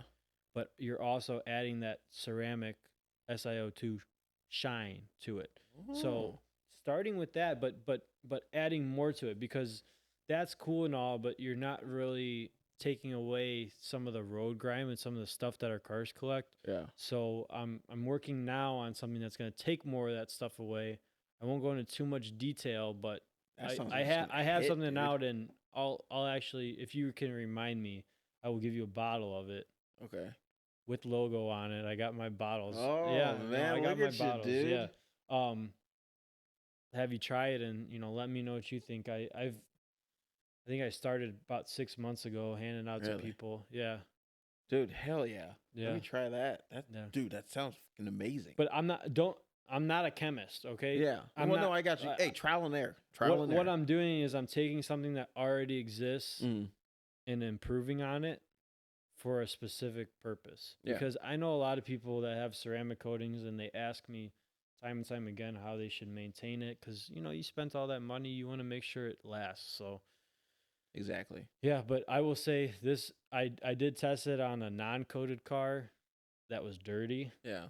Didn't care about the paint. This is just a kind of a junk car, and it's pretty impressive what it can do to a car that's like just straight up dirty. Really? Yeah, I'm gonna need a bottle.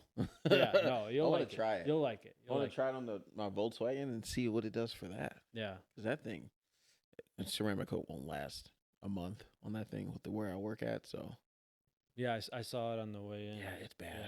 I meant to get a car wash on my way here because I knew you were coming. I'm like, oh, I don't judge you. I just said that's probably what he takes to work. Yeah, it is. The truck sits there, dude, and it's sad, but. Oh, you don't want to drive that all the way. You want something good fuel economy. I like that you have a Volkswagen too. I respect that. I was looking for the TDI badge. It wasn't there, but no, I'm okay with it. We'll settle. Trust me, I wish it was. I wish it was. I had a buddy at work that bought an older one. I'm like, you son of a mother. I got 2 older ones now. God. Got a 06 and a 2002. Jesus.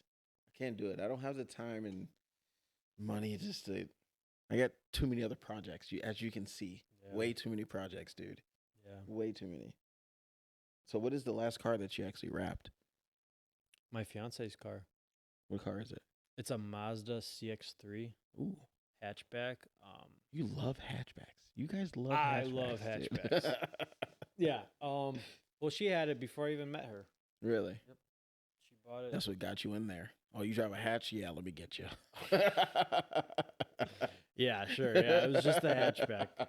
But no, she, man, that car, the funny thing about that car is it was already a beautiful color. It's a beautiful blue color. But she wanted white.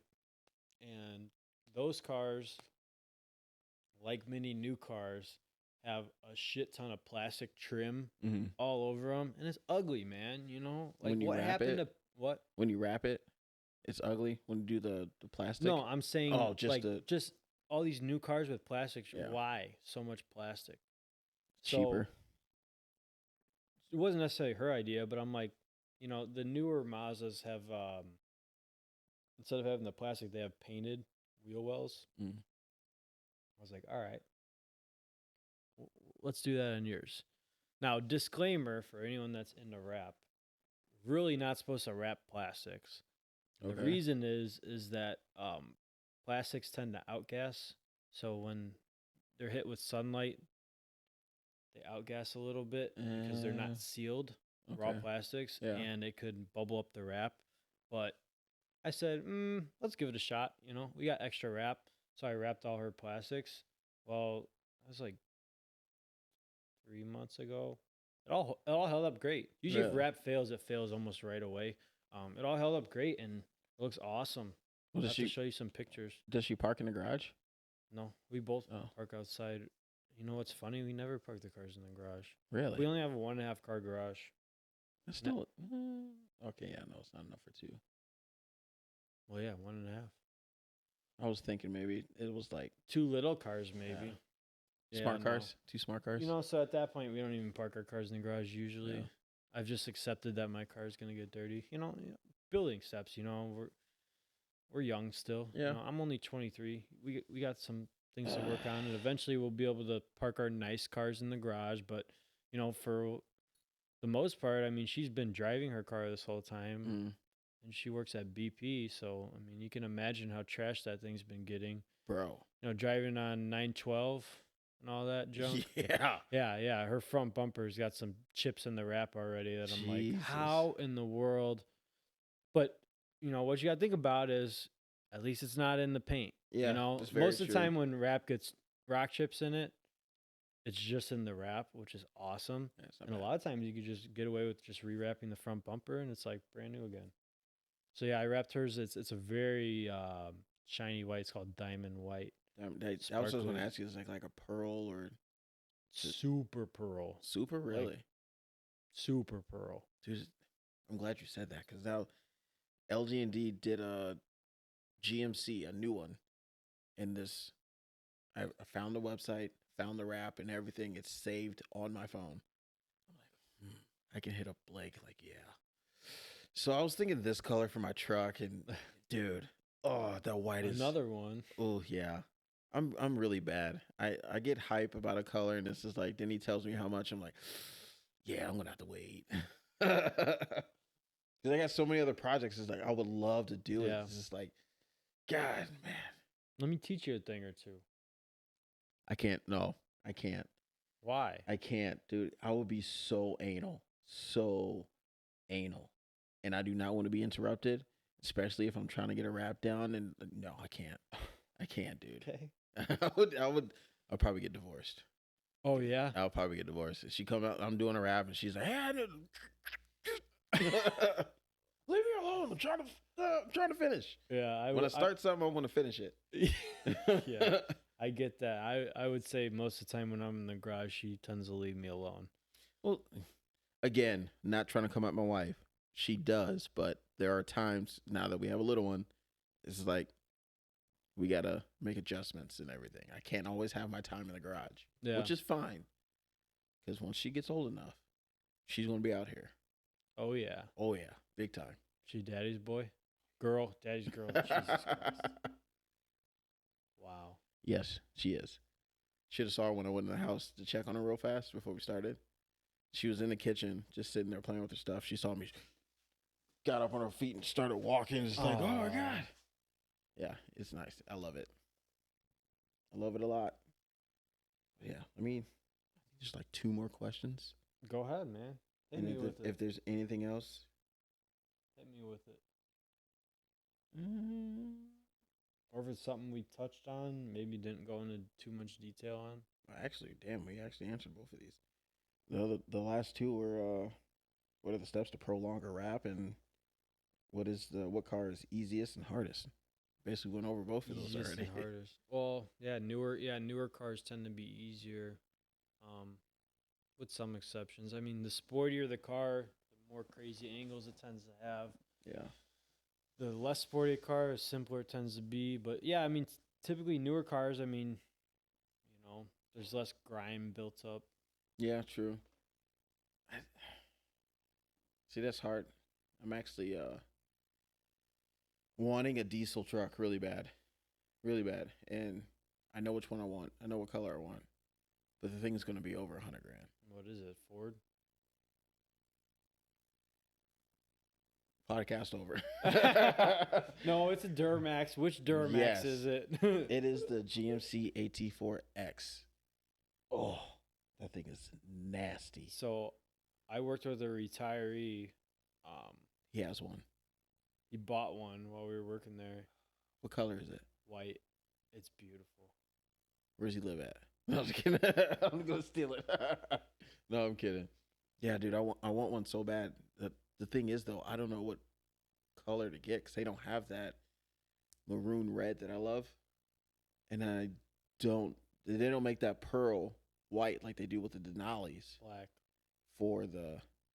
See, I thought about black, but if I get black, it's as soon as I get it, it's going straight to wrap. And you can make it any color you want. Yeah, but then that's all right. Just dropped $105,000. Let me spend another $8,000 on the wrap. That's why I'm a firm believer in. Well, also, I don't know if you knew this, but Ford has a wrap program now. Really? So they have a program. I didn't sign up for it, obviously, because I already have a full-time job. I can't handle that kind of volume, but I know some guys that signed up for it, and basically they're taking new Ford cars, and if you're a certified installer, you can order your car with wrap and put it in your financing. Really? And yes, and some dealerships will do that. I know some dealerships that work out paint protection film packages and work it into financing. I didn't know that. Hey, GM, you need to get on that, please and thank you. Ford started a wrap program, and I think Tesla's working on a version of it. Oh, I expected that. Well, yeah. Tesla is working on a version of it where you can actually buy the car and it already is wrapped. I think with the Ford wrap program, you kind of have to like buy it. Okay. And then it gets taken. You take it to the installer. Oh, but see, I'm skeptical about that because some dealerships don't go to the best of the best, you know? Like, I know who is decent at rapping. Yeah. You are. And it's just like... It definitely... When I heard about the Ford Wrap program and I heard that basically anyone can apply and I started seeing people being a part of it, I'm just thinking in my head, whoa.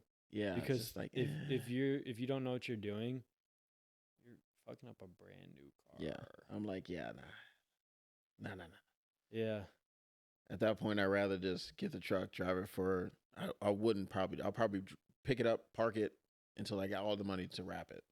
Yeah. Because I want it to be fresh when it gets wrapped. God. Now I want to do it. Yeah. Oh, man. Then when you get tired of it, you can pick something else. Yeah. Pick something crazy. Yeah, because I've been flipping back and forth between, when it comes to the truck, between that red and there's that pearl white that I definitely have to show you when I can pull it up real quick. It's saved. That is between that red and that pearl. It's nasty, dude. Was I on the right track with that red that I showed you? Yes. Okay. Yes. Yeah, they call that true blood. True blood red. True blood. Yeah. Where'd it go? I would just call it a candy red. It's called neon mint. Yeah. Oh, what you're talking about? Yeah, the white. Dude, it's so nasty. It is so nasty. Oh, Nazatech?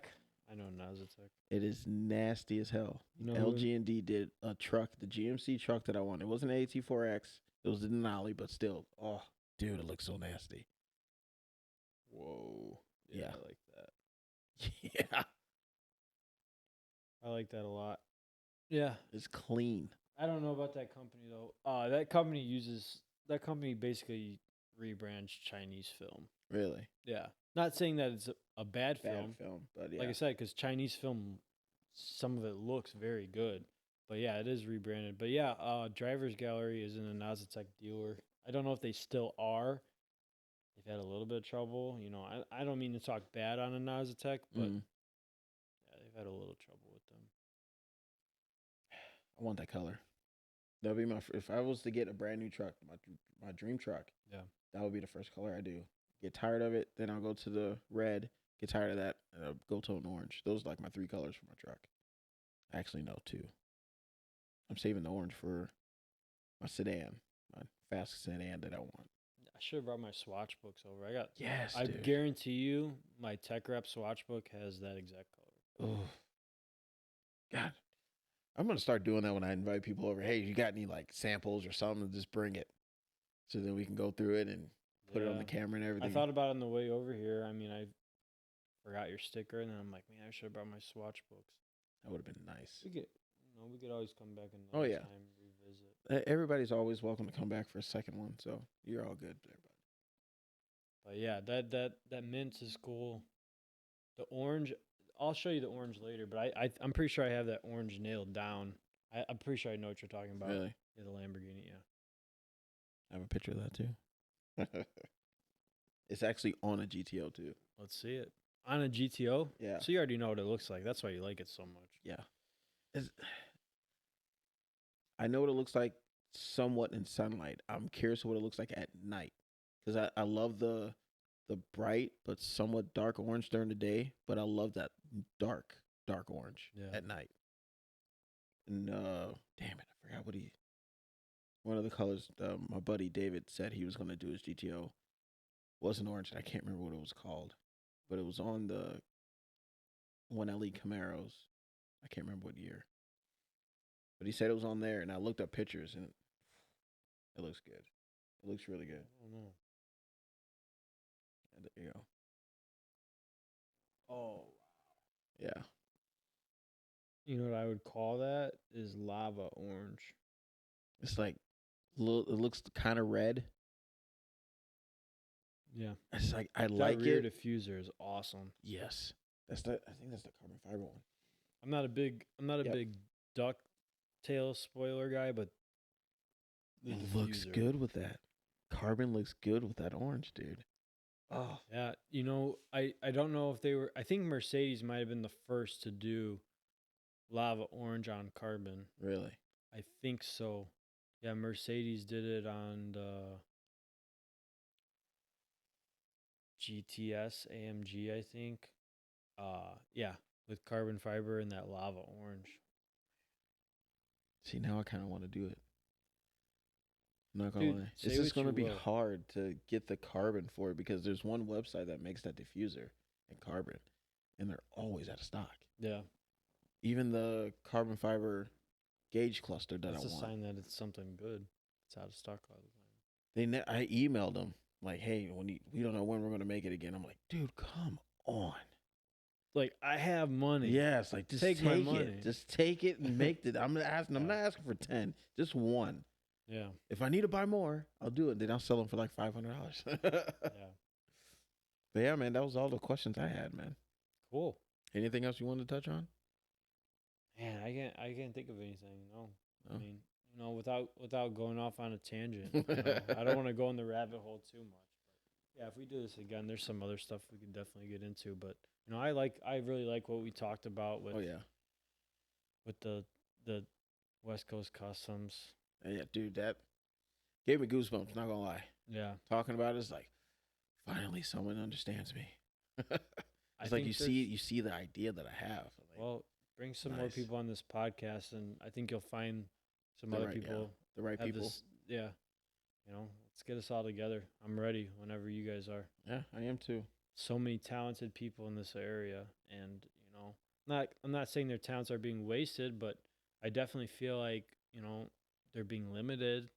Yeah, that's true. Why not bring the best of the best people together? And that's not to say the other people that work at these shops aren't good too. They're there to support, but someone's got to run the show. Someone's got to be the brains of a certain department. Someone's got to be the dyno guy. Someone's got to be the tint guy. Someone's got to be the paint guy. Yeah, you can't do it all. You can be a man of many trades, but you can't be a master of any. I've been told that before. That's true. I'm not a master operator, that's for sure. Oh, yeah. I don't know about you. No, I'm not. Everybody thinks that I am, but it's just like, no. Yeah. I just make it look nice. Yeah. I do what I can with what I got. Good enough to take some pride in your work and get paid at the end of the week and not get 2 checks, and there you go. That's a job well done. I don't think they will ever give me 2 checks. I have to be the one to be like, yeah, I'm done. I'm dragging up. Which is why I can't wait to be done with my apprenticeship, dude. Yeah. I'm getting out of there. I'm assuming you're running loader. Pit loader, even worse. What are you running? Cat? Deere 944K. It's actually really nice. Yeah. That is my baby. It's brand new. How many hours? The hours I wrote down today, 4,200. Yeah, it's nice. I've been running a 950 Cat 950 with 9,000 hours on it, and it's rough, man. The ride control don't work. Jesus. I guarantee the shipping loaders at my job way worse. Oh yeah. They just had one actually just went down, blown trans. They bought another one in, and I hate it. Dude, they have a lot of like, those cats have a lot of hydraulic pressure issues because everything's linked to the hydraulic system. So like your quick attachment, with your transmission, with your ride control, all that, with your brake, all that is hooked into the hydraulic system, and it just. If you have hydraulic pressure issues, you're gonna have issues with everything. Yeah, they blow a lot of hydraulic lines, and they just got a new one. I don't know the model of it, but it's a cat. These newer cats are coming instead of the 2 joysticks for the bucket and the boom. It's one whole one. You got to do this. I hate it. Yeah, that's what I have. It sucks. I hate it. Just give me my 2 levers. I can just do this all day. Oh, it's so much easier. So much easier. Dude. Yeah, no, it's just like a big dumb, and then like the bigger the loader, the more dumb your freaking control is. It's like. I actually had to operate one for I think a month. I had wrist pains for another month after they got rid of it. It's like I'm never getting one of those again. There's a guy at work that says, "Dude, I love those things." I'm like, I bet you do. Why don't you just keep it next time? Yeah. And they make them so short, too. Yeah, There's nothing you can do other than skid steer controls, they're a little longer. You can use your arms a little bit. Yeah. Those, you're just stuck to your wrist, and it's just... That's what he tried to compare it to. He's like, it's like a little skid steer. I'm like, no, dude. I can be in a skid steer for a few hours and not complain about it at all. Yeah. I'm perfectly fine. Minus my legs getting cramped up and everything. But other than that, I'm good. No, I couldn't do it. But yeah, man. Thanks for coming on. I appreciate it. Thanks for That was a good, very good conversation. Yes. And I know most people are going to say, "Oh, you said that to me." This was a really good podcast. I loved it. Had a good vibe. I cannot wait to do more car stuff. I think this is the first car podcast I've done. Oh, you got to do more. Oh, it's going to happen. You ever heard of Ellis Postal? No. So you seen the mail trucks around, right? Yeah. He got one of those and put an LS motor in it. Oh, great. That's awesome. I'm trying real hard to get him on here. Wait, is he around here? Yeah, he lives around there. Oh, really? Yeah. He was in that video I showed you earlier, dude. Oh, yeah? Yeah. And you got to get Mr. Charger Magnum on here, too. Yes. I really want to get him on there. I gotta get his car in here, too. I would love to do that. I'm slowly working on it, slowly. Yeah, I wish I knew who that guy was. I feel like I'll meet him this year, and I plan on doing some traveling podcasts and stuff too. So, yeah, I'll bring everything's mobile. I can bring 2 mics with me. I can bring everything with me. Everything's in the bag and everything. So, well, all I can say is if you wanted to do it at one of these places, like say Definitive or Drivers or even at any of these NWI meets, let me know. Okay. I'll ask because most of the time they're looking for vendors. I don't think they charge for vendors. I know Definitive and Alex Samuels, who runs NWI Car Enthusiasts. They're not going to charge for vendors. Oh, yeah, they want to see the car community succeed. They're not trying to make money. Yeah, Alex actually. He's in love with my GTO. He keeps every time when I first got it, he'd ask me all the time, "Dude, let me buy it." I'm like, "No." He's always showing love. He always is, dude. I love him, dude. He's awesome. I haven't seen him in a while, but man, he's always showing love. Doing big things. Keeps, he's part of the reason that our community in this area is so strong.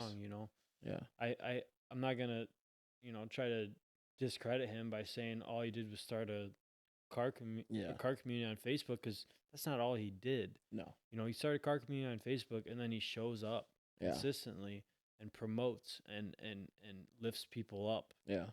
And honestly, that's how there are 2 guys that have done that with the car community and the bike community. You got Alex for the cars and Kurt. That hurts a lot because I actually knew Kurt, not crazy personal, but he's the reason why I got into the groups. Really? Yeah. I never knew him. Dude. Great guy. Really? Great guy. Awesome. Helped me out with a lot of my bike stuff when I first got my first rocket and everything, just getting into the groups and all that stuff. Great guy. Yeah. Those 2 guys, dude. We need more people in this world like them, for real, straight up. It's crazy. But yeah, I don't really see what they get out of it, because I can't imagine they get much money out of it. Honestly, I think they do it just like how you like to see customers' faces when you do a wrap on the car. They like to see newcomers coming in here and just making new friends and just like having a good fucking time, dude. Yeah. It's like you can't replace that. You can't replace memories. Nope. Cannot replace them. But yeah, man. Let me get you out of here because I know you got to work in the morning. Oh, yeah, I do. Yeah, and I don't want you dragging ass tomorrow, man. I know that feeling, man. I know that feeling. I appreciate it. Not a problem, man. But yeah, thank you guys for watching. Thank you, Blake, for coming on, man. I really appreciate it. No problem. It's another good one, another good liquid therapy podcast, guys. Yes. So make sure you guys like, share, comment below, and subscribe. And until next time. Oh wait, sorry. Shout out Designs by Chrissy. Hey, they do a good job, guys. Check that stuff out. Soon I'll be drinking out of this. One of these podcasts I will. Oh, mixed drink. Yeah, trust me, I got one, and I'm just like, oh, no, I'll just wait. But yeah, guys, thanks for watching. Until next time, you got your boy Kenny T as host. You got my boy Blake. Until next time, see ya.